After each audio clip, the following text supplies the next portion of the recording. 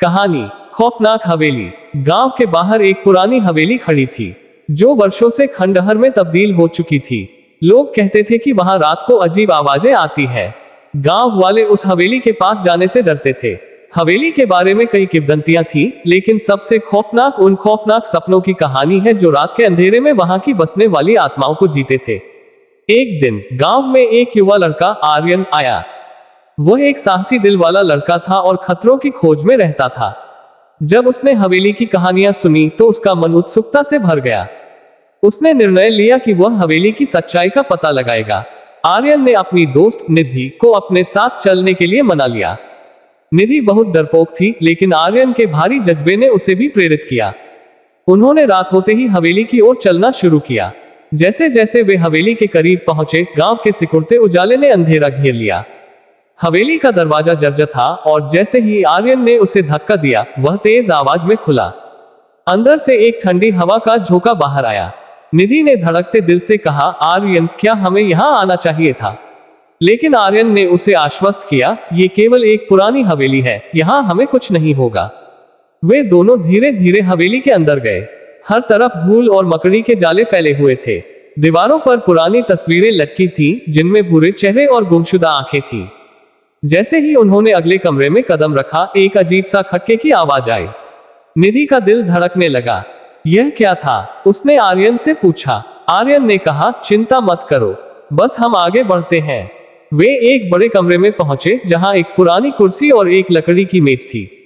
अचानक वहां एक गिलास नीचे गिरा और चुर चुर की आवाज आने लगी। निधि घबरा गई। हमें यहां से जाना चाहिए, लेकिन आर्यन ने उसे रोका। थोड़ा रुक जाओ, हमें समझना चाहिए कि यहाँ क्या हो रहा है। उसी समय अचानक कमरे की बत्तियां बुझ गईं और पूरी हवेली अंधेरे में डूब गई। आर्यन ने अपनी मोबाइल की टॉर्च जलाई, लेकिन उसका प्रकाश बहुत कम था। उन्होंने धीरे धीरे चारों ओर देखा।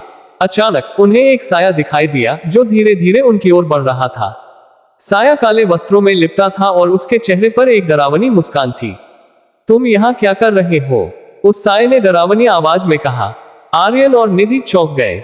निधि तो अपनी आंखें बंद कर ली। आर्यन ने हिम्मत जुटाते हुए कहा, हम सिर्फ देखना चाहते थे कि यहाँ क्या है। हमें खड़े रहने दो। यहाँ क्या है? साया बोला, तुमने यहाँ आकर एक बड़ी गलती की है। उसकी आवाज में एक खौफनाक गूंज थी। आर्यन ने साया से पूछा, तुम कौन हो? साया ने धीरे धीरे अपनी पहचान बताना शुरू किया। मैं इस हवेली का स्वामी था, लेकिन एक दिन मैंने एक खतरनाक जादू की किताब पढ़ी जिसने मुझे यहाँ बंद कर दिया। अब मैं अपनी नई आत्मा की तलाश कर रहा हूँ। आर्यन और निधि एक दूसरे को देखने लगे।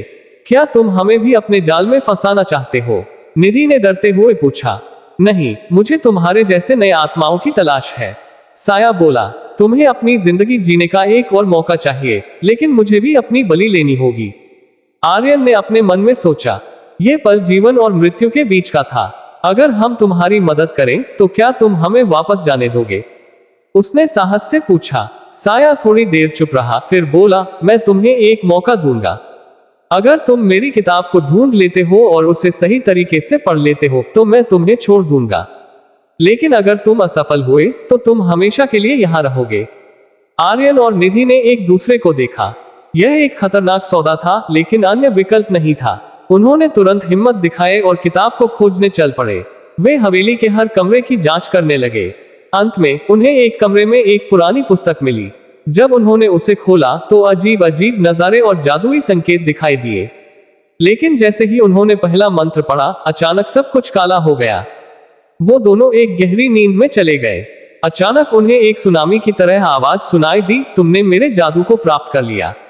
जब उन्हें होश आया तो वे एक नए जहान में थे, एक और अंधेरा, परंतु वे जीवित थे। आर्यन ने कहा, चलो हमें इसे पढ़ना जारी रखना होगा। उन्होंने किताब को पढ़ना शुरू किया। जैसे ही वे आगे बढ़े, उन्हें पता चला कि एक अंतिम मंत्र था जो साया को खत्म कर सकता था। उन्होंने मन में ठान लिया और उस मंत्र को पढ़ने का निर्णय लिया। अंत में वे दोनों एकजुट होकर मंत्र किया, हे आत्मा, तुमने हमें जंजीर में जकड़ा है, अब हम तुम्हें मुक्त करते हैं। अचानक हवेली का पूरा वातावरण बदल गया। तत्परता से साया गायब हो गया और हवेली पूरी तरह से रोशन हो गई। हमने ये कर लिया, निधि चिल्लाए, और फिर उन्होंने देखा दरवाजा खुल गया है। वे दोनों जल्दी से बाहर निकले और वातानुकूलित हवा में गहरी सांस ली। उन्होंने पुनः सांस भरी और एक नया जीवन जीने का संकल्प लिया।